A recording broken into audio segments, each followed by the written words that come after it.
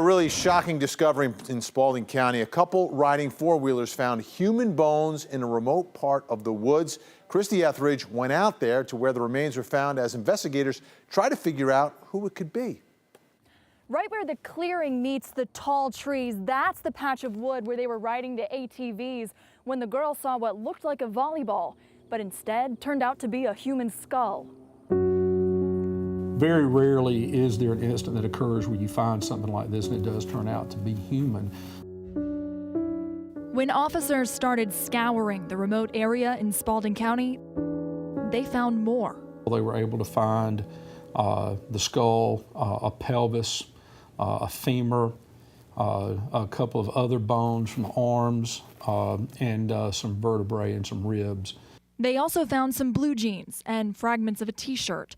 They couldn't tell if it was male or female clothing, but they think it had been at the wood line with the bones for at least a year, maybe two. Now they're working to identify them, and luckily they have one big clue. There were some teeth that were still in the skull that had fillings in them, so that may make using dental records, a good way to find out who it was. A couple days later, the GBI came back with cadaver dogs to search the area again.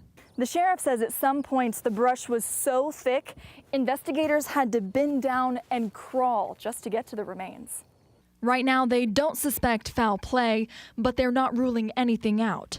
They've started researching people who went missing around that time in either Spalding or Butts County, since it's so close to the line. And so far, they've come up with two. We're already tracking, trying to find out whether it's a homicide or an accidental death or natural causes. That's still somebody's loved one that's out there. The sheriff says he hopes to get some answers from the GBI, at least on age and gender, sometime next week. Because whoever this person is, he says their family deserves to know. In Spalding County, Christy Etheridge, 11 Alive News.